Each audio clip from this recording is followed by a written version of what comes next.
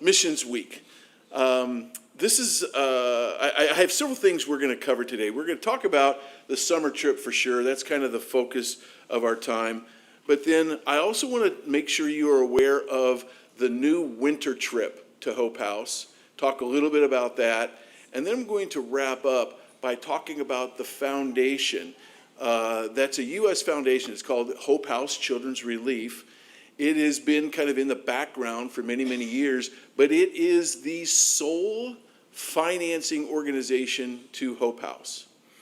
The newsletters that we get from Hope House every month come from HHCR. And so I'll just end our time talking more about that. There's been some transition there that you guys should be aware of, but that's kind of the roadmap of what we have for the morning. I want to start off by talking about James 1:27. James 1:27 says, "A pure and undefiled religion in the sight of our God and the Father is this: visit orphans and widows in their distress, and to keep oneself unstained from the world." I just wanted to talk a minute about the distress, and specifically what we see at Hope House. It's different from the orphans that we support in Ethiopia and India. Each one has different areas of what I'll call distress. Now, just to be clear, definition of distress: afflicted, anguished, burdened, persecuted, physically persecuted, tribulation. And these kids at Hope House see all of this. It's tangible. You can just feel it from them. Now, there are many reasons that kids are orphaned, throughout time and history. We know that there are wars and conflicts that orphan children. There's natural disasters that create orphan children, of course. And those they're tragic, they're horrible.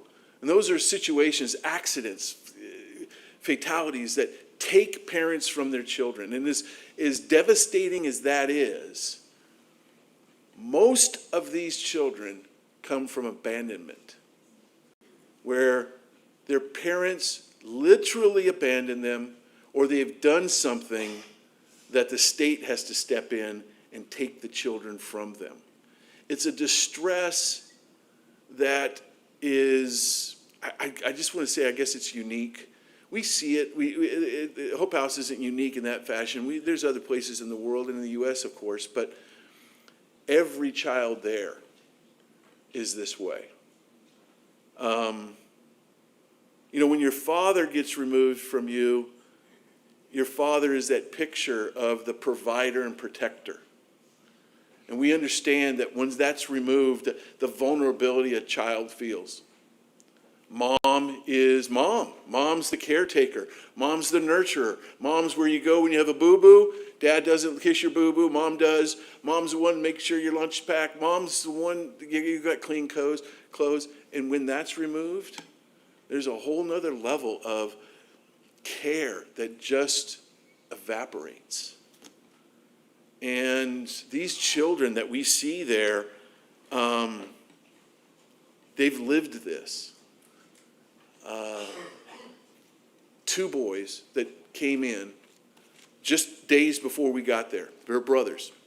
I think he's like 2.5, 3 years old, and 5-year-old. Single mother by herself, locked them in the house 24/7. She would go to work, and she'd leave these boys locked in the house by themselves all day long. She would go out at night, leave them there at night by themselves. The boys never really went outside. Their skin condition and all showed it. When they came to Hope House, it'd been a long time since they had had any kind of proper hygiene, full of lice, dirty, filthy dirty. They're scared of water, which means they haven't bathed. They get wiped down maybe with a washcloth, but they're scared of water. They don't know how to use utensils. 5-year-old. They're eating with their hands. That's very, very common. They haven't been to school. A 3-year-old, not ready for school, but a 5-year-old. And this is common. These boys come in, and they have not been to school. These are distress levels. Now, you take a 10-year-old boy, and you put him into school, but he's in first grade with a bunch of 6-year-olds. That's distress. You get a lot of these boys that just don't even want to go to school because they don't measure up, and they're with all these other little kids, but that's the grade level that they are at. It's hard. It's really, really, really hard. There's another boy, one of my favorites. You're not supposed to have a favorite orphan. I have a favorite orphan. Ricardo is his name. He's grown up. He's out of the house now. He went to play soccer with a friend. You've probably heard me tell this story. Goes to the park Saturday morning with a friend. They're playing soccer. He comes back. I don't remember the story, roughly around lunchtime. Whole family is gone. His parents, his 2 older siblings, gone. Neighbor finds him in the street, turns him over to social services. They have no idea. No idea what happened. Now, the Hope House leadership says this can come from any number of things. Probables are they were involved in some kind of criminal activity from drugs on down, and they got removed, kids and all. Ricardo was saved because he was at the park. Mom and Dad just decided to leave Ricardo and take the family. No one knows. But that's a distress that he has no idea what happened to his family. And he was 6 at the time, 6 or 7. So this happened, and when he's so young and he doesn't understand what's going on. There's parents that get involved in criminal activity and drugs that get arrested, and the kids go into the program. There's physical trauma. Kevin, Diego, you've heard us talk about them, twin brothers. The names don't make sense. You name Diego one, Spanish names make sense, then Kevin. I don't know why. Anyway, Kevin and Diego, twin brothers, and one is because of someone not caring for him right. He's got burns all over his stomach. And removed. Now here's the next level of interest here at Hope House. The Mexican government does a really, really good job at trying to place these boys whenever an occurrence happens, right? Whenever something happens and their social services have to step in, the first thing is to get them connected with another family member, some extended family member, grandparent, somebody. These boys come to this house because no extended family will have them. So they know no one wants them. It's not just some disaster has happened to them. It's that no one wants them. Hope House is the only Christian orphanage in the region. There's a couple of others by name of Christian, and they say it on their website. They're not really what I'll call a practicing Christian orphanage. This is the only boys' orphanage, definitely the only boys' Christian orphanage,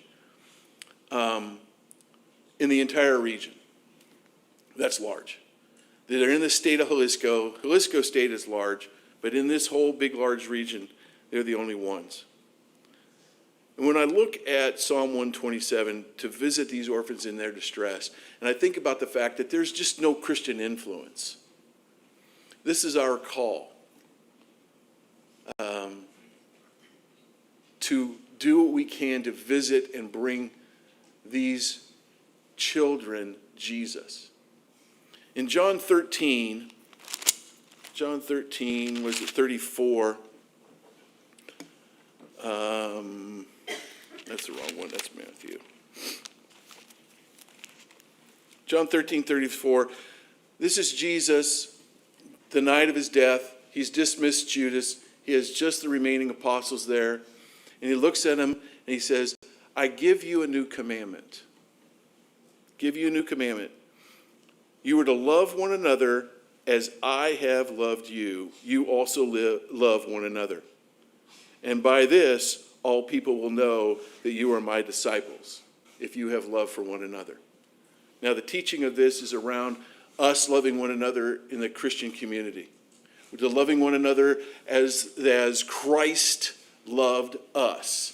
We love with the love of God, and we have that power and ability because of the Holy Spirit that is within us.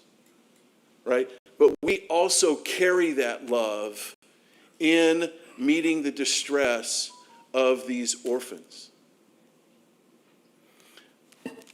The other orphanages that are in and around Mexico, thereby, I'll just call them do-gooders. People well-intended, people with compassion, but people who do not understand Christ. People who cannot bring the emotional stability that the Word of God does. People who cannot address the spiritual needs.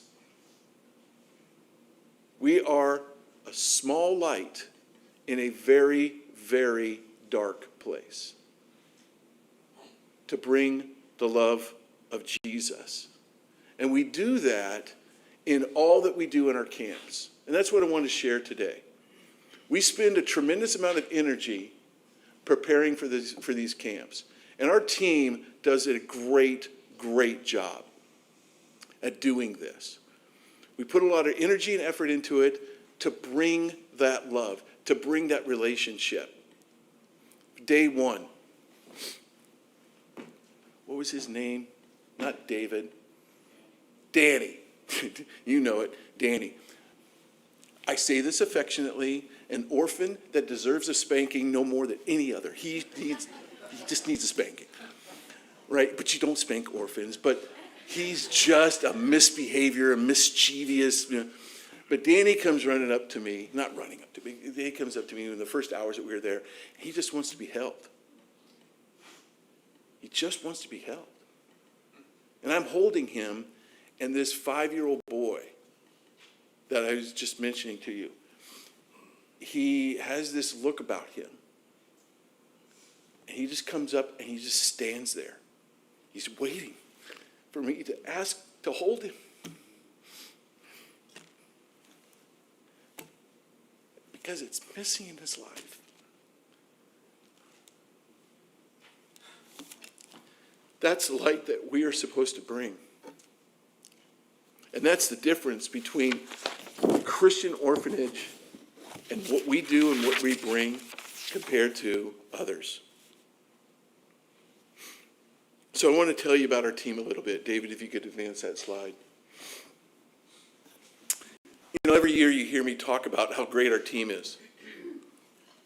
And they are. They're great. And I was thinking for a minute, what is it that every team is great? Can every team be great? And I thought about it more, and I think it's the preparation. But it's not only prep, it's the ability to adapt in the field. Our guys do a great job at getting ready, and I'm going to let them tell you the story, getting ready to go into the field. But then when we're there, Cliff taught us a long time ago, what's the number one rule? What's the number one rule? Flexibility. What's the number two rule? Flexibility. And same with the third, right? So we go in being fully prepared, knowing that weather creates problems. Something we planned didn't quite go the way we thought it would go. We hold on to it loosely. And our teams do a very, very good job at that and adapting and changing and moving. And essentially the only thing that we want to make sure never gets changed is the gospel message. We bring that gospel message every year. But all the other things around it, all that other time with the boys, Matt and I have to get changed or modified because it's raining this morning and we can't do sports. So we do crafts and we change and we move and such. So every year, that's our team that went this year. Each one of them are going to come up this morning and say hello, except for Malia. Malia's not here because she's on the camp with the youth today, unfortunately, and she was our one newbie this year. She did such a great job. You'll see pictures. She's always holding a kid or two, but she did a great job filling in and helping out. So that was our team. If you can go to the next slide. That is, with the day we went to the water park, that is the group of staff that were with us at the water park. Their staff is about 20. When you start thinking about what does it take to feed 16 to 20 boys? What does it take to clean the clothes for 16 to 20 boys? Get them fed, get them clean, get their clothes clean, get them in bed, get them into school, tutor them with school. It's a staff, it's a large staff. And they have a very good staff. But we have to minister to the staff as well. I think Brad's going to talk about that. But at the top on the left is Annelle.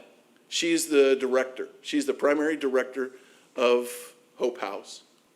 And sitting in the hat with the beard is Omar. We're working on getting them visas to get them here, hopefully in this next year, so they can be here and tell us more about it. But that's Annelle and Omar, the two lead administrators of Hope House. And the tall guy, who looks like Mexican mafia enforcer, that's Pepe, that's Annelle's brother. Soft-hearted, big, gentle giant dude. And he is great with the boys. He's got that low voice, that commanding voice, but he is soft and great and fantastic with them. And then the next slide is all of us. That's all of our team this year, staff, our team, and the boys that were there for the time. So I want to bring everyone up to take just a couple of minutes to talk about different areas of Hope House. Paige, you can start making your way up. David, why don't you play? Paige was the energy. She was in charge of creating the energy, creating the music.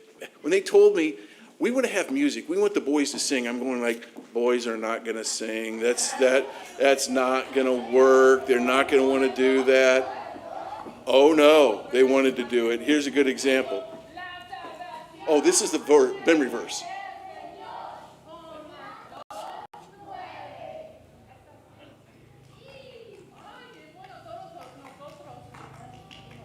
So Paige will tell you more about that. David, can you go to the song? Possible? I'm making David change on the fly. Yeah.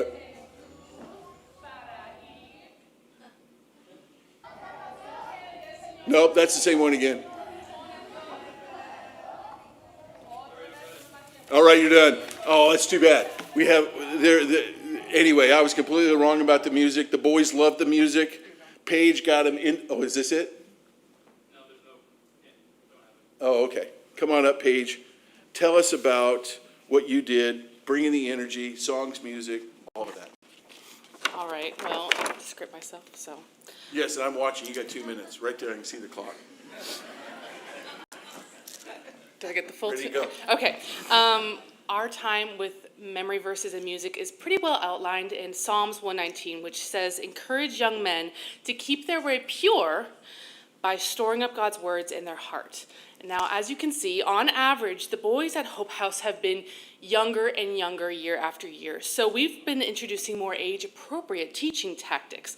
Anyone here who teaches children know that dance, songs, summarizations, repetitions, those are key to retention of material. So we've had a more intentional approach to meet those needs. So for songs, we only choose songs that are theologically true, reflect the daily lessons, are lively in music, silly hand motions, and most importantly, are in Spanish. So for daily verses, though, also in Spanish, but those are clear on the gospel, and for the little ones who can't manage to memorize a whole verse, they are given short, truthful phrases, like you saw in that video.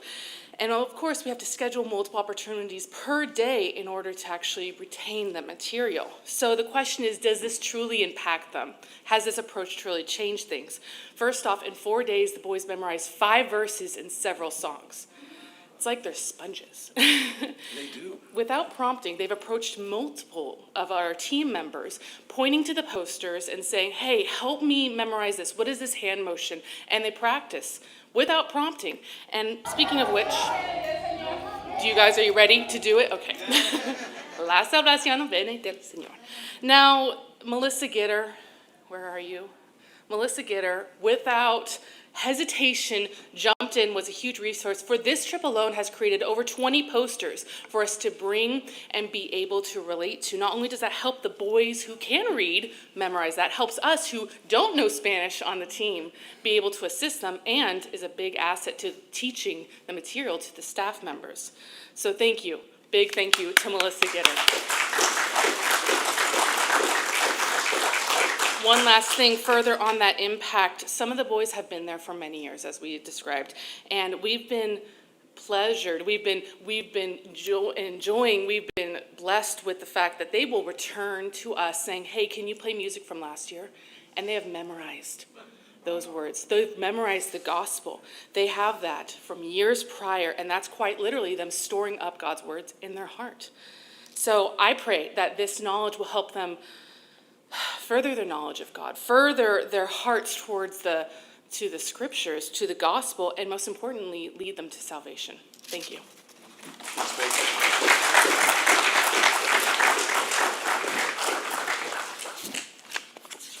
Next one up, if you can start making your way up, Alex. If you can start making your way up here. Alex was, he filled two roles this year. He was not only our camp director, but he also was the coordinator, getting everything ready, making sure the craft people were ready, the music people were ready, the puppet show people were ready, going over all of that. It was a heavy lift this year for Alex. I appreciate he did so much. But he and I did the gospel messages, and I'll let him tell you more about it.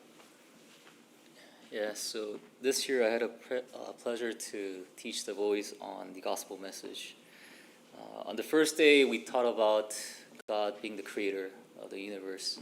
On the second day, we taught about how each boys were created in the image of God, because as Pastor Bob has mentioned, a lot of them are abandoned, and we wanted to make sure that they understand that they are not created by accidents, but they're created specifically by God. On third day, Pastor Bob taught that ultimately we have all fallen short of glory of God, and we are all sinners.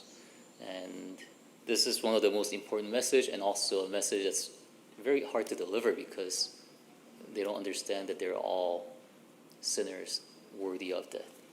And then on the fourth day, we taught that on the third day there's a bad news, but on the fourth day we taught them that there's a good news, that they can be saved through Jesus Christ. And it was special this time because we haven't had many questions being asked. But this year, there were a lot of questions boys were asking us, some serious questions, especially on the fourth day when Pastor Bob taught about Jesus Christ. I think some of you guys might have seen the email that one boy asked about, how does God hear us when he's in heaven and we're here? And he was serious. He was seriously thinking about the message and asking these questions. And there are a couple other questions that had some really good thoughts on salvation and how they can be saved. So we don't know what's going on in their hearts. And in fact, when we were teaching, it looked like they're not paying attention. They're doing things, playing around with the boys, but when we heard the questions, I could tell that even though they might not look like they're paying attention, they were listening. And it was somehow piercing into their hearts and asking questions. So that was special. Thank you, Alex.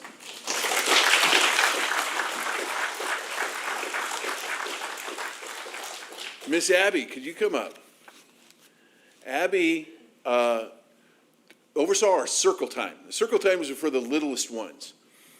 But it's also one of the most difficult jobs because as the older boys go with Brad and play for like 45 minutes, all the different things that Brad has, you've got like 4 or 5 different activities you have to do because of the ADD of these little ones. They can only pay attention for a few minutes.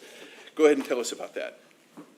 So this was my third Hope House trip, just for reference, and I like to explain it to people as I was kind of like the puppet for Circle Time, because I didn't do much of the planning for it. Grace, one of our previous team members who wasn't able to make it this year, did almost all of the planning for Circle Time. She did the activities, the book planning, all of that, which was super helpful, and she teaches elementary school, so she's super knowledgeable about what this age level really wants and what they're how to keep them engaged, and so that was super helpful. And then the staff members, and then also Vilma was able to help out with reading the books to the kids, which was great. Grace had planned different books to reinforce the teachings from the puppet show and from the other lessons and the crafts that they were getting throughout the day, which was great for the little ones, because some of them, like Pastor Bob was saying, just all over the place, not really paying attention sometimes. But then if they get reinforced with the books and then later with the puppet show, I feel like some of them really understood the concepts, and some of them were asking questions. And they really enjoyed also our activities. We had one activity in particular where we were talking about the idea of sin and how we're affected by sin, and Grace had prepped this paint.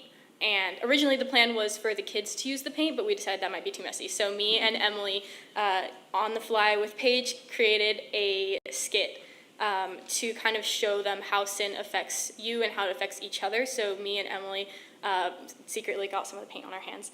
And then Paige was narrating, and it's like, oh, if Abby hits Emily, and then the paint got all over Emily, and the kids were like, oh, what just happened? Like, you're not supposed to do that. And so it was really interesting to see how engaged they were with the skit, and that was also a flexibility thing, because it wasn't originally planned to be that way, but I think it worked out really, really well.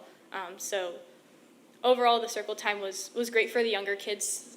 Some of them were super, super engaged, and some of them were less engaged, but I think it was also a very good way to adjust it for the younger age group, because they probably wouldn't have understood if they were meant to sit in a lesson for like 20 minutes. They would have been all over the place. So they got to do bubbles, they got to do chalk, they got to read storybooks and do hands-on activities all in the time of like 45 minutes when the older kids were doing sports and stuff. So that was a really great opportunity for me to be able to lead that and engage more with the younger kids, and also by the help of Grace prepping all the material. But yeah. Thank you.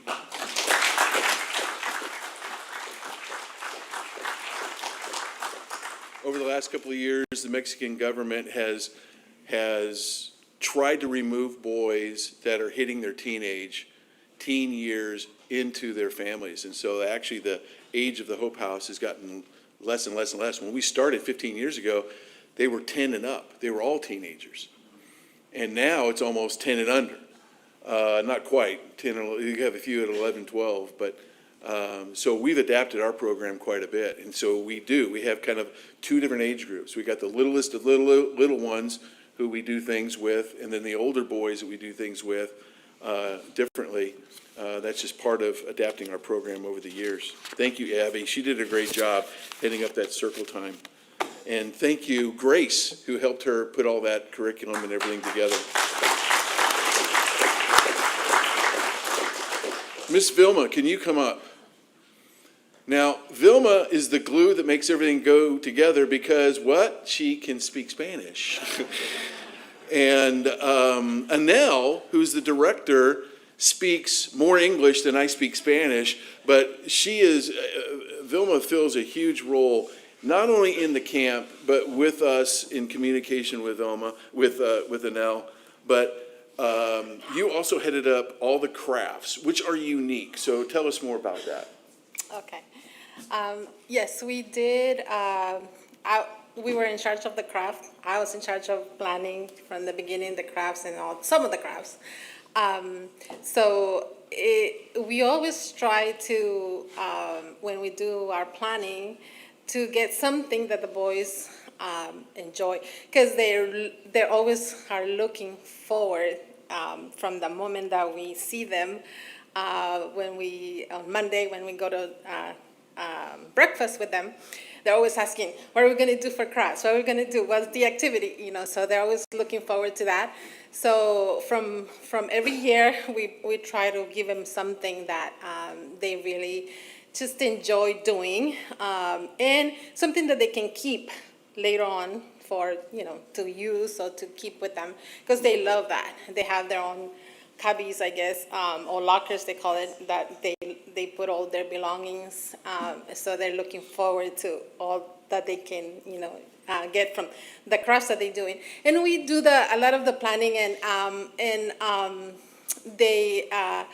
we worry about, we gotta give them the instructions, we gotta give them all this stuff. And when we get there, they're just so creative, and they just do it the way, they want it. And we give them instructions, but they follow some of them, but then they just do their own thing. And we just let them because it's just, it's a joy watching them do all of that.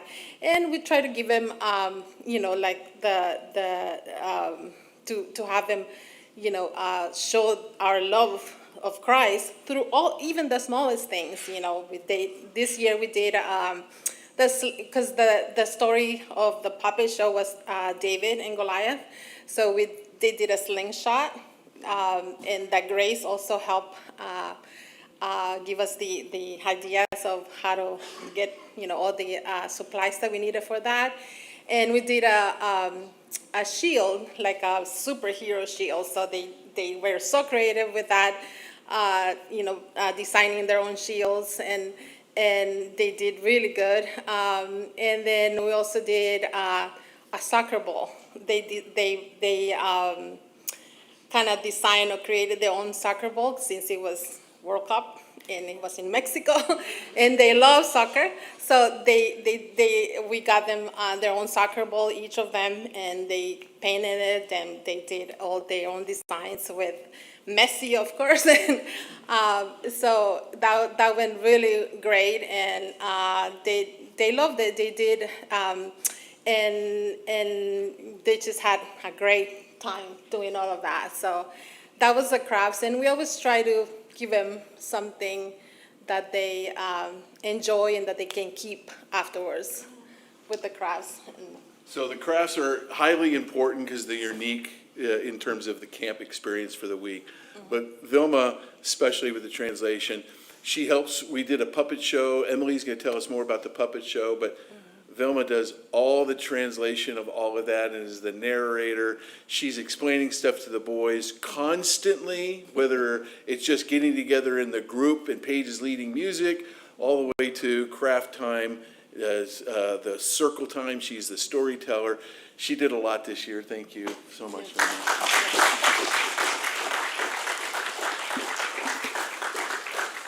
Emily, why don't you come on up?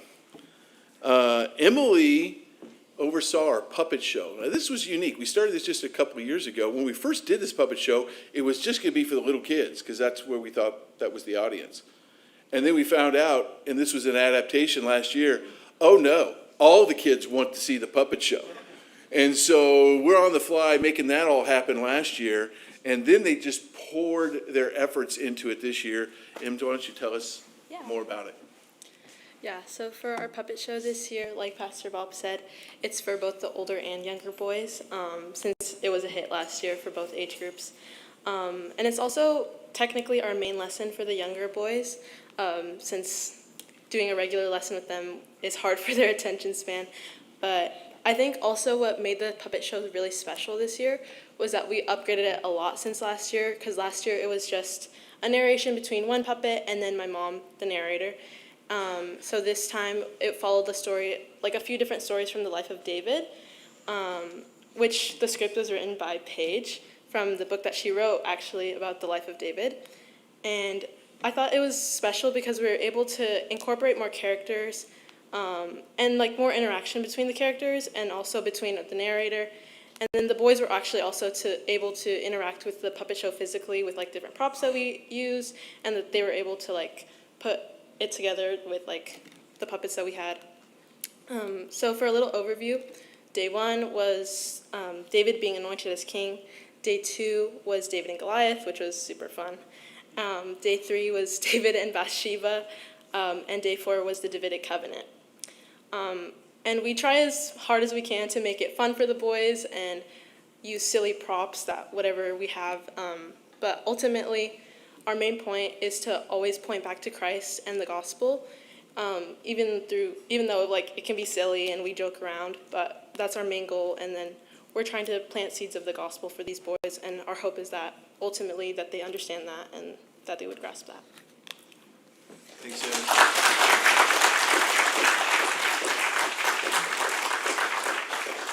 Yeah, my daughter Paige has a children's book on David. They use that as the foundation. And then they got very creative with the puppets. The boys were glued. They were glued. Their all eyes are all watching, and they're engaged. And of course, they rush the stage as soon as it's over. They want to see. They know the three girls back there doing the puppets, but they still want to go look and see. It was a fantastic job. Malia, again, she not here today. She was a big part of that puppet show, and she filled in gaps all over the place. It's interesting when teenagers especially are first timers.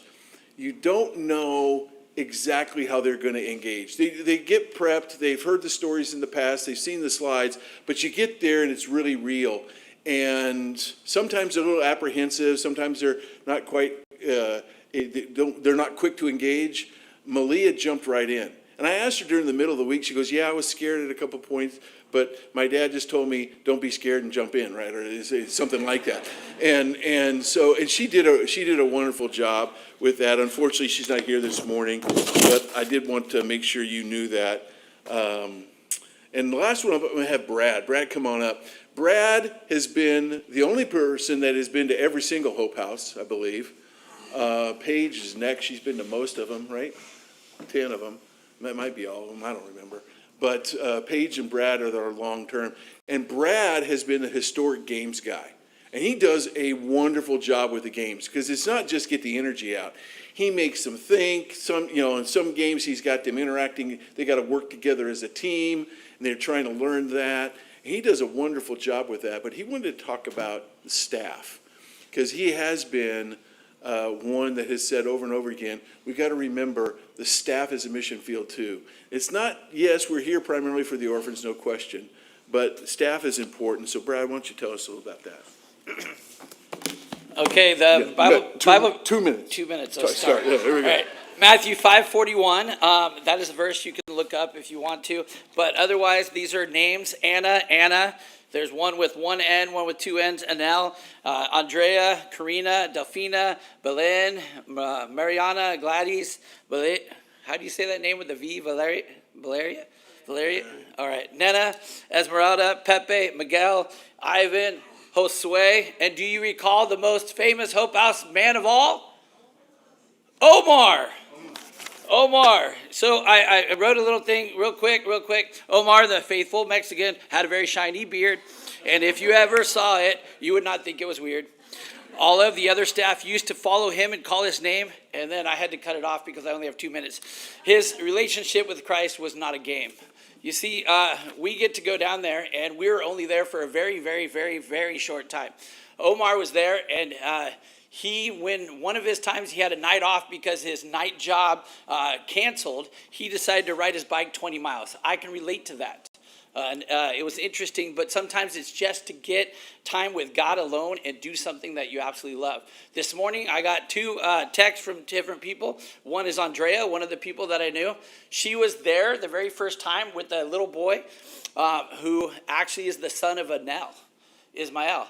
And Ismael has grown up in that house and gone through it. And she was just there to babysit him. And now you look about 6 years later, she's in the front office doing the front staff because there is a lot of staff turnover. I asked her a question and she said, well, what you could say is we're always down to go the extra mile because we know it helps. If you looked up that verse, Matthew 5:41, it says, if anyone forces you to go 1 mile, go 2 with them. And so they go 2 miles. And my last few seconds are, Omar and I have talked at length, and we realized we might not talk an entire year. We'll go there, but we feel like we're on the exact same page, that he's like my brother in Christ, because we're on the same page with the same spirit. And so if there's anybody I'd go into battle with that team, it's Omar. And then also because he's a really good cook. But on all seriousness, we need to, at some point, invest in the staff and bringing the Word of God to the staff as well. More so than we do, because if the staff is living out Christ, then the boys will see that. And I got 2 pictures this morning. Both of them had Danny in them. You know why? Because you got to watch him 24/7. Just like you got to look to Christ 24/7, you have to watch some of the kids 24/7. Thank you.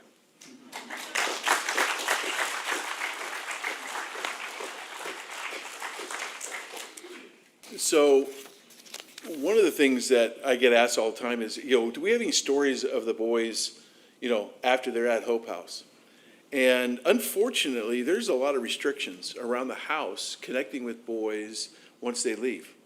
The Mexican government not just frowns on it, they could lose their charter if they have inappropriate connections with boys after they've gone. They don't want the institution still connecting with the boys. They want the boys to be moving on in their lives.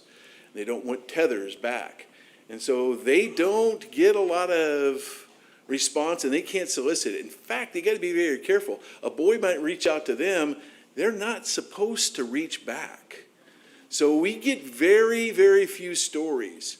At the same time, there's a few that do kind of leak through. I thought I would share a couple of them with them. Josue, the veterans know who Josue is. He was a guy, he got there when he was 10 years old, always loved working with his hands. He was always helping in the garden. If there was they have like a pet dog or a cat or whatever, he was the one always taking care of them. And he's now of age, he's an adult, and he still works in the area, and he works in the gardening business. And he actually, where Hope House is, the little area where Hope House, he's one of the gardeners that takes care of that. He even comes up to Hope House on occasion and will do something that they need. So that's an example of one of the boys living it out, done well after his time at Hope House. Marco Antonio, he came to Hope House when he was 8. He was there up until about 10 or 12 years old. He's now out, of course. He's an adult. He went back to what his home city was, and he is a professional security guard. And he works at a factory, a professional security guard there, getting married, and is in the process of buying a house. So, solid citizen. Carlos Ulysses. I love Carlos Ulysses. He was one of the soccer players that was so good. We couldn't beat them even when they're 13 years old. Anyway, Carlos was 6 years old when he first came to the house.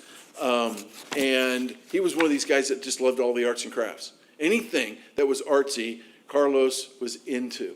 Or we would call him Ulysses. I think that was his main name, Ulysses.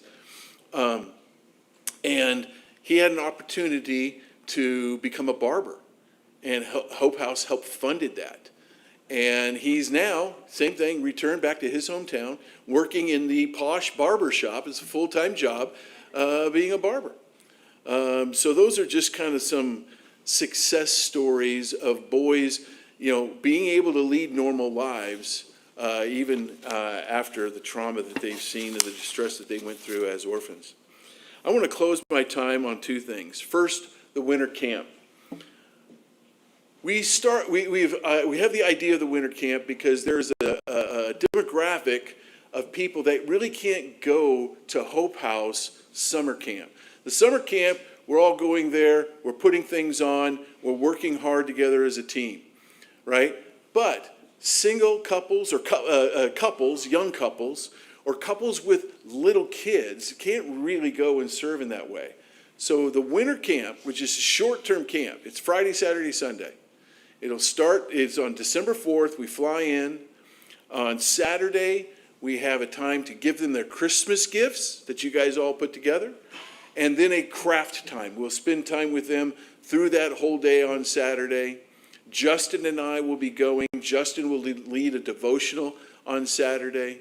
And then on Sunday, we get up, we have breakfast, and we have a short service with the boys. Justin will teach then as well. And then we're on a plane, come back home, and we're here in the late afternoon on Sunday. So it's a short trip, but this is a chance, especially for young families who want to go experience and see it.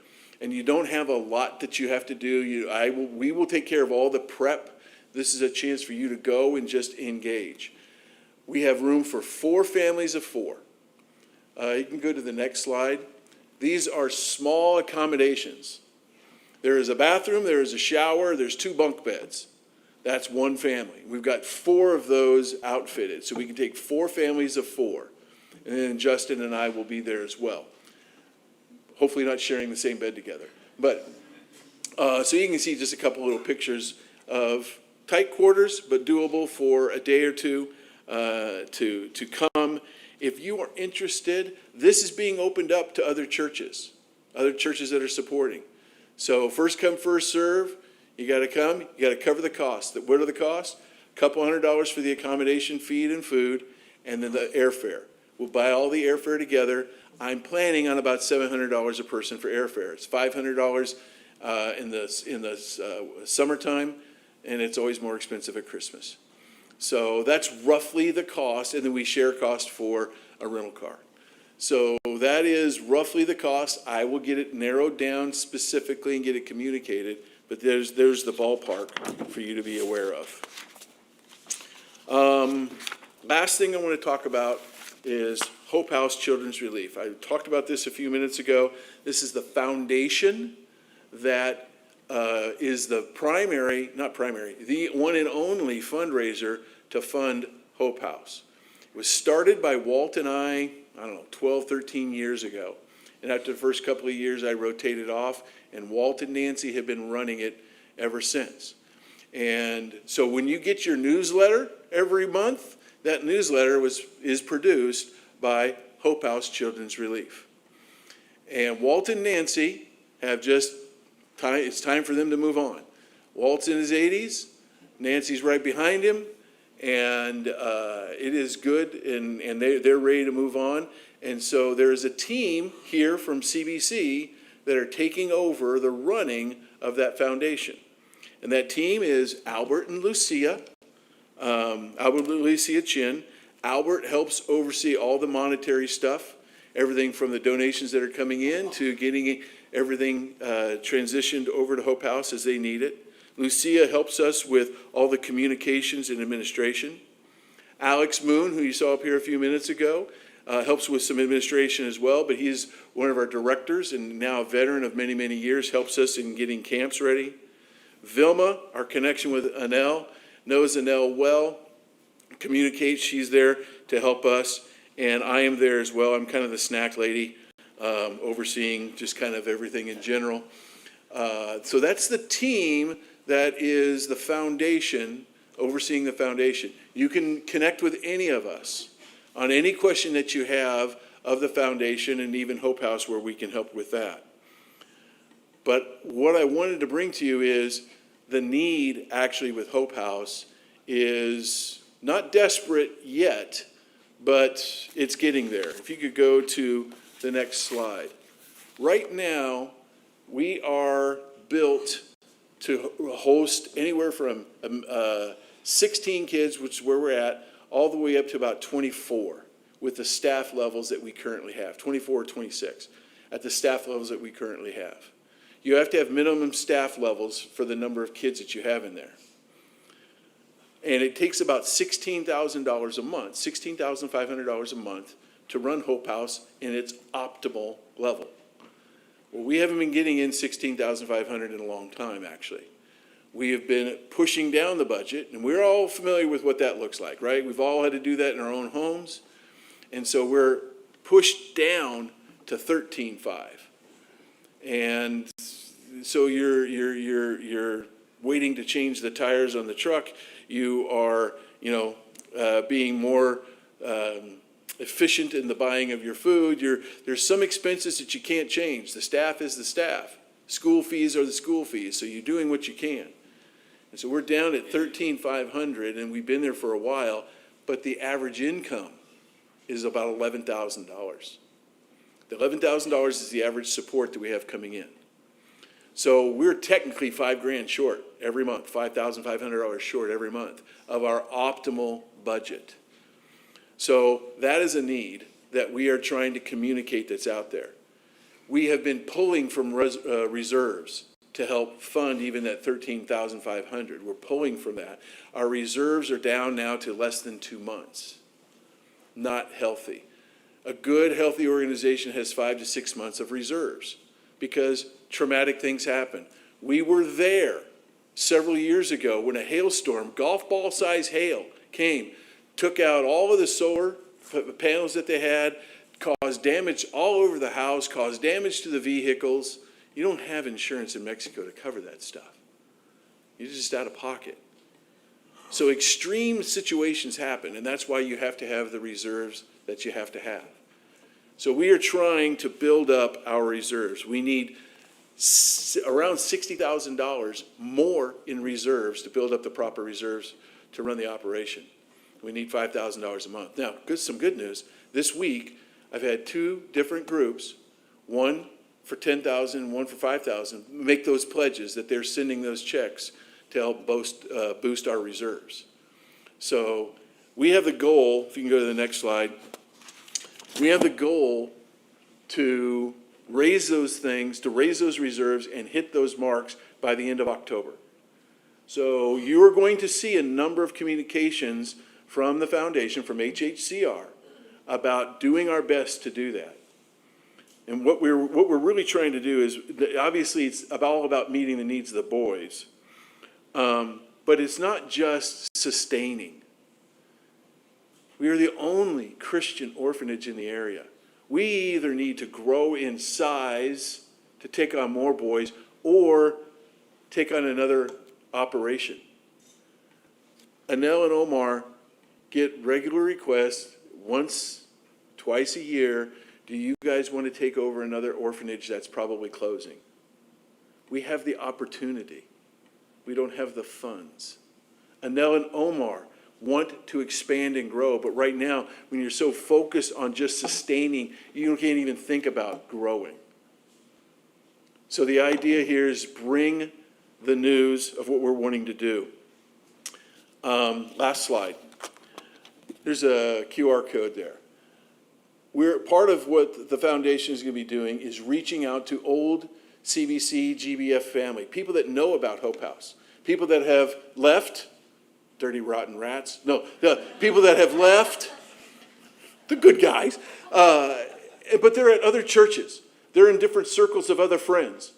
And remind them about Hope House, see if they will help out, and as well to see if their churches might be willing to help out on a regular basis or a one-time basis. And we want you guys to do the same thing. You'll be getting an email from us about more details that you can just send. That's a QR code that you can send to people that you know, circles that you run in. Anyone who might be interested in possibly sharing the need, the financial need at Hope House. And so we will be doing more and more of that over the coming months. That's just to let you know the need. And we trust that God is going to fulfill that need, as he already has with that two pledges equaling $15,000, just even from this last week. So with that, let me pray. We'll close our time. Gracious Father, I thank you for the blessing of CBC. I thank you for Walt and Nancy Heine, who you led to start HHCR. Without it, the funding of Hope House probably would have fallen in peril. But your guiding hand did that so many years ago. And in this transition and in this time right now, let us be efficient in getting out the word for the need. Light hands. Many people make light hands of the work. And everybody giving a little bit makes a difference. And so, Father, we just ask that you will continue to guide and lead us in this effort. We see the need. We know the need. We're meeting the need the best that we can meet. And Father, we need you to help come alongside us. Thank you for this time this morning. Be with us as we go our ways. In His Son's name we pray. Amen.